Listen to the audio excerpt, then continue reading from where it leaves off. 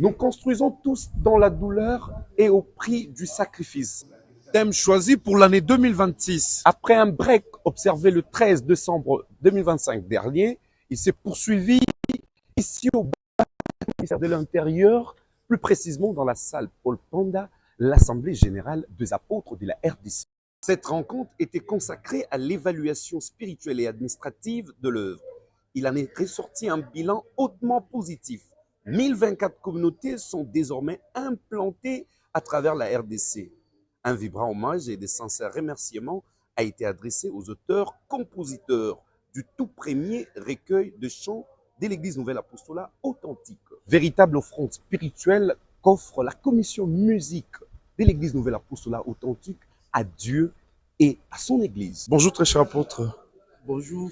Très heureux de vous retrouver ici à la fin d'ailleurs des assises. Quelles sont vos impressions positives? Oui, les impressions sont très très positives parce que nous avons vu les chefs de chœur qui ont fait un travail de titane. Dans 3 ans, produire un recueil, waouh, c'est du waouh. Et nous glorifions l'Éternel qui les a donné d'abord ce don et qui a donné aussi la disponibilité pour mettre sur papier leurs dons afin de les communiquer aux autres membres qui sont au loin et qui peuvent adorer Dieu à travers les cantiques conçus, composés. Mais aussi, ma joie est grande de voir les sentiments de sacrifice qui se trouvent dans le chef de chœur, que le rémunérateur du jour et de la nuit puisse avoir un regard miséricordieux sur eux. Merci beaucoup très cher apôtre. Nous avons assez apprécié vos interventions. Quelles sont vos impressions positives? Les impressions positives venant de moi sont énormes. Énormes parce que l'apôtre patriarche a centré l'assemblée d'aujourd'hui sur le sacrifice.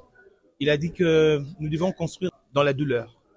Et voir aujourd'hui le recueil terminé et être à la disposition de l'Église, c'est une prouesse énorme. Alors, il y a des chefs de chœur qu'il faut vraiment remercier.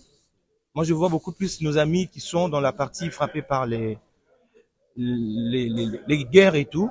Ces amis se sont donnés, quelle que soit la situation sociale qu'ils vivent, ils se sont donnés corps et âme pour également produire quelque chose qui restera dans les annales de l'Église et pour les jours à venir. Alors, c'est dans la douleur que nous construisons l'Église, c'est dans la douleur également que nous puisons le bien fondé du sacrifice de Jésus. Je suis très, très, très impressionné et beaucoup plus très impressionné par le courage que fait montre notre apôtre patriarche ainsi que le collège d'apôtres. Parce que contre vase et marée, nous ne cessons de continuer à aller de l'avant. Ça, c'est beaucoup plus à D'ailleurs, vous étiez, comme je dirais, un vaillant soldat. C'est vous qui avez pris les devants de tout le membre de la commission sur la question concernant la sécurisation des œuvres. Bien sûr, la sécurisation, c'est tout simplement, l'Église doit protéger la paternité de tous ces sacrifices. Donc, quand on sécurise, c'est justement permettre à l'Église de garder la paternité de droit d'auteur et de faire en sorte que l'œuvre ne puisse pas être mise en pâture à l'égard des tiers. Il faut que les tiers puissent respecter également les sacrifices ainsi que les épreuves qu'ont enduré les différents auteurs. Vous savez, ces auteurs, c'est par la foi qu'ils ont posé ces actes. Leur rémunérateur principal, c'est Jésus.